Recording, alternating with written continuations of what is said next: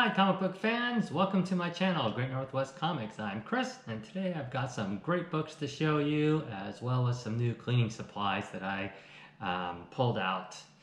And to start with, I'm going to go over my weekly comic book haul, and then I will go over some special purchases that I made this week. First off, you can see here is the Blue Beetle. Graduation number 3. I only picked this one up because it features a new costume for Starfire, and so it's pretty cool. Haven't read it yet, but looking forward to it. Next up is Scorched, issue 14.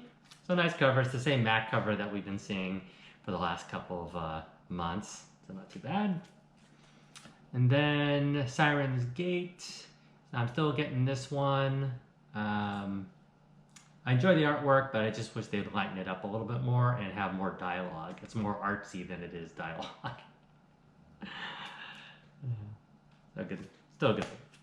Next up, this is an eBay purchase, or not an eBay purchase. I actually got this from a website called like High Grade Comics, and they said this copy of Superboy in the Legion of Superheroes 239 was a near mint, and I took a chance on it. It was $22 plus shipping and tax. So it was, a good chunk of change. Like it was actually like $37 because he shipped it priority mail for some reason, even though that's not necessary for a single book. And I think, in my opinion, I think they did it on purpose to make sure I wouldn't return it, because that's a lot of money to spend on shipping. So I'm really unhappy with that. And the book is not near mint. I would not recommend using their website. They don't even show pictures of the books. Which is ridiculous, and I can only blame myself for that. But this book's got major issues for being supposedly a near mint. It has, won't be able to pick it up, the camera won't pick it up, but it's got like 2 creases, like the cover got like banged, and so there's these like 2 creases that go actually this way, and then there's just a whole slew of other issues. I think it's just some dents on the back. And not that happy. I've been trying to get this book in a high grade so I can submit to CGC, so I can get like a 9.0 or higher. And even with a pressing on that one, I think that would be stretching it. I think I probably only get an 8.5 or 8. So really unhappy. I'll never shop with them again for sure. But you can, if you've shopped with them before and you enjoy it, go ahead. But very unhappy with that. Next up is Lazarus Planet, Assault on Krypton. This one is supposed to have an appearance of a new character at the end. I can't remember what her name is, unfortunately, but she is in it for several panels at the back. Next up, this is a great pickup. I'm pretty sure I didn't show these before. I got this on eBay for only like $5 and plus shipping. So it's a great copy of the Legion of Superheroes issue 7, which features Inhyuk Lee cover. Really cool book. And picked up this issue. It's a Roche Besh issue of the new champion of Shazam, issue number 4. This is strictly a cover buy, and the comic is not upside down. It's just how it's drawn.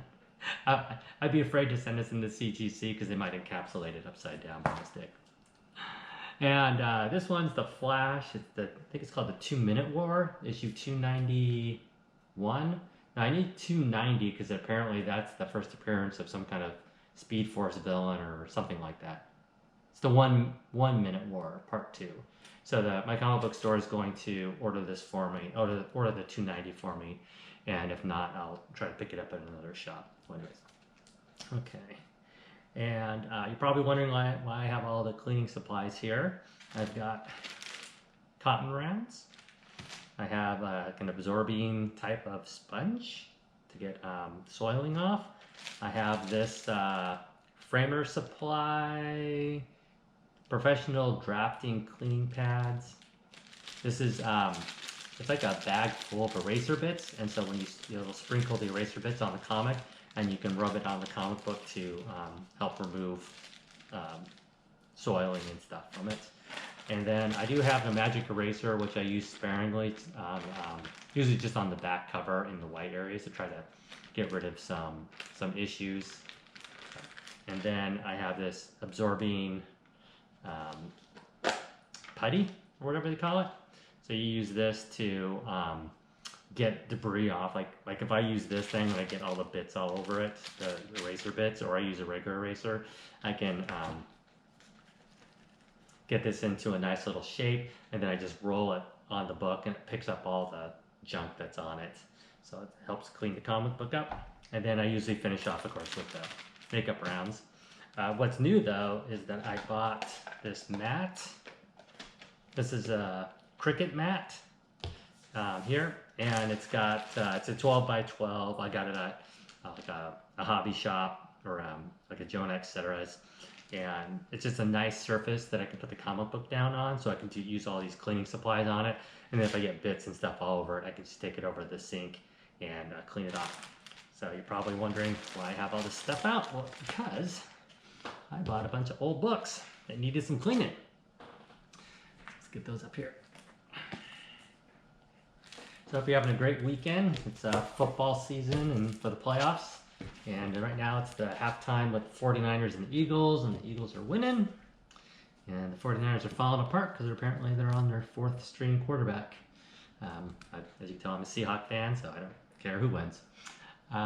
Okay, so first up, I bought this from eBay, and this is just another lesson in the fact that I should stop buying back issues from eBay, because this guy had the book on there, again, saying like, look at the pictures so you can determine the value, the condition.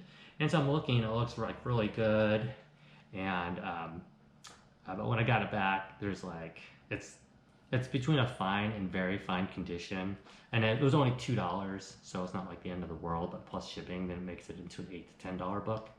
And I'm gonna stop buying on eBay, because I'm just tired of getting these books that are not near mint. I'm looking specifically for this era of the Legion of Superheroes to send in for my CGC submissions, and I just cannot find near mint copies. So it's really aggravating with that. But on a positive note, you can see here, I've got some great Crisis on Infinite Earths books. Now, the story behind this is that my brother is selling his childhood collection, and he has a lot of books still from the 80s, and we came to an agreement on the price, and I bought the entire run of the Crisis on Infinite Earth, as well as some other books.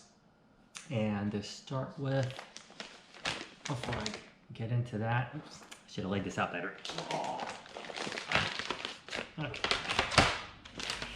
So he actually had a number of books slabbed. I told him how if he wanted to sell his collection, the best way to do it is to start slabbing some of his key books. Then he did a bunch of Teen Titans and some Danger Girl and such, and the Crisis. So when I bought the collection, I got his slabs, newly minted.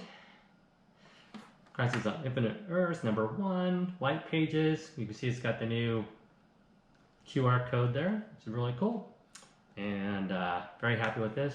This would actually have been a 9.8, but one issue that he had is that he's been storing his comic books in the garage for decades, and because of the temperature changes and stuff, I noticed that there is some foxing on the inside cover, not on the inside cover, and some of the books, the foxing is actually bleeding through to the front cover. But these books are still very high grade, so even though these suffer from a little bit of foxing, they're still coming back 9.6s. And if you look in the CGC official guide, they do talk about foxing, and your book can still get a 9.6, but not a 9.8. So this, of course, is the classic #7, Death of Supergirl, 9.6 white pages again, and very happy to have these in my collection. I had these originally in my collection, which I sold back in the early 90s, I think. And then, so now I can get on to the rest of the books here. This is #2. Very beautiful copy. #3. So I did go through and clean these ones. I used also a white eraser. So I was using a white eraser to do all the white. and then I would use the absorbing pad just lightly to see, make sure there's no soiling or anything on it. And then I would come back with the makeup pads, and I would clean the debris off and polish up the gloss. And then number 4. Number 5 that you can see here. This is one that suffers where the foxing, you can actually, it won't be picked up on the camera, but you can see the foxing actually is like right through here. Wonder if I could get this to show up on the camera or not. Let's see here. Is it this one? It's too, this one's too light. I don't think there's any way to show it on there. But anyway, so the new, since they're in my house now, in the new home, these will be stored in the closet, in darkness, and hopefully that'll arrest any continued foxing. Number 6, great cover, monitor, anti-monitor. Another copy, a bonus copy of number 7, which was awesome. The only issue with this one though is it's got this little like miscut right down at the bottom of the spine that goes through 1 or 2 pages plus the cover. So I don't think I would submit this into CGC. I think it could still potentially get the 9698 with that manufacturer's defect, but I'm not going to risk it. This book is a little bit of a disappointment, The Death of Barry Allen, because it actually has a small stain right here. And I don't know if it's a foxing stain or a liquid stain, but you know, anytime you get a stain, it automatically kills the value of the book.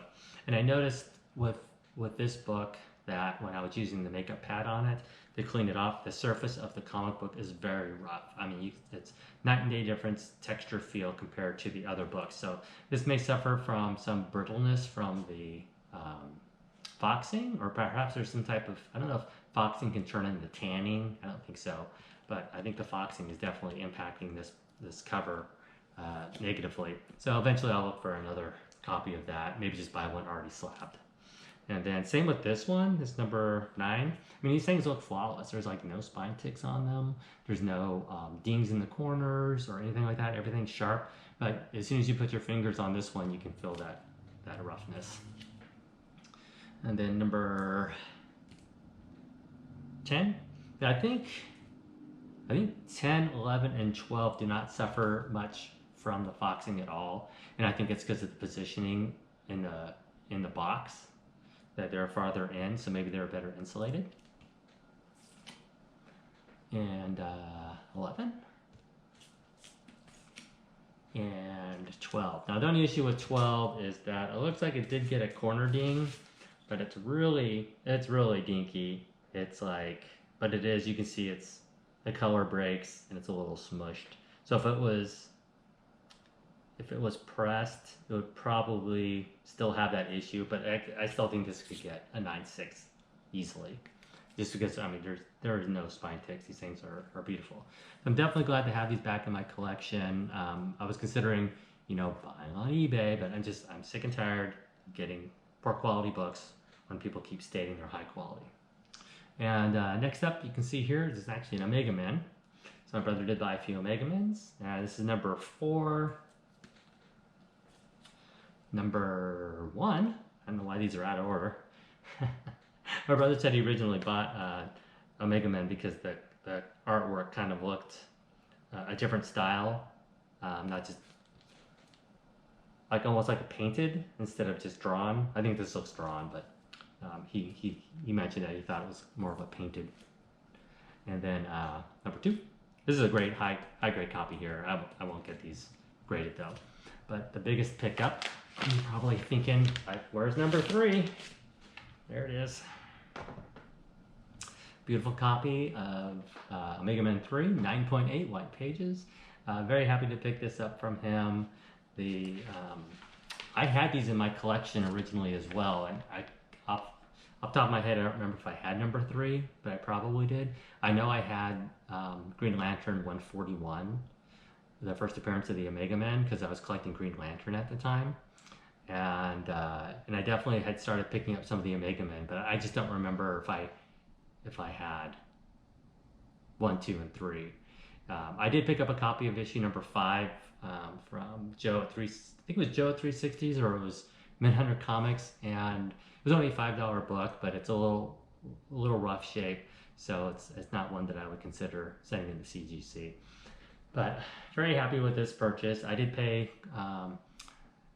close to fair market value for this because he is my brother, and I'm not going to juice him or juke him or whatever.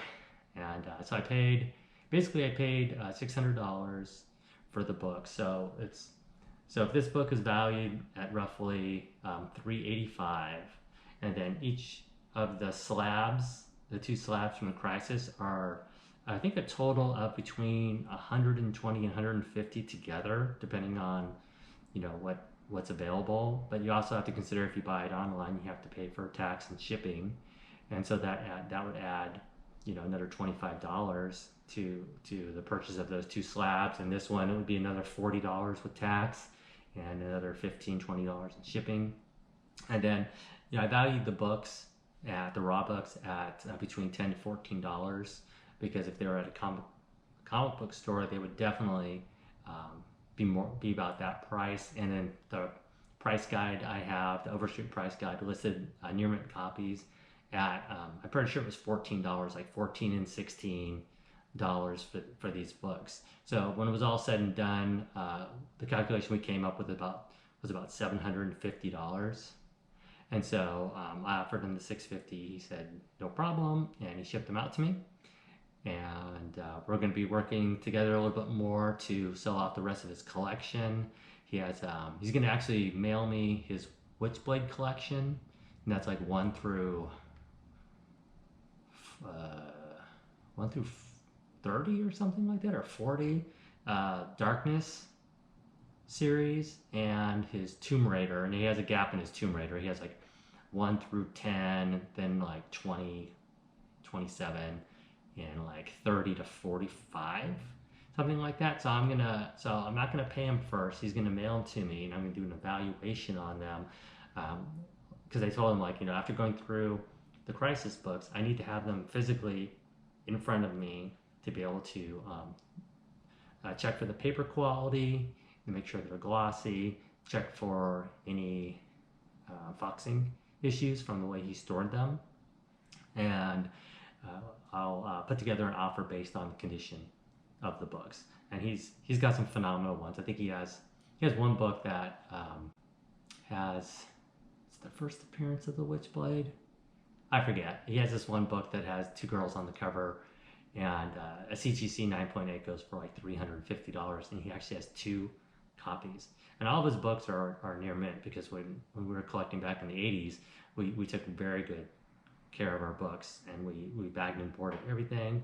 We read them once, and we bought doubles. Like at one point I was buying doubles of everything and reading one and saving one.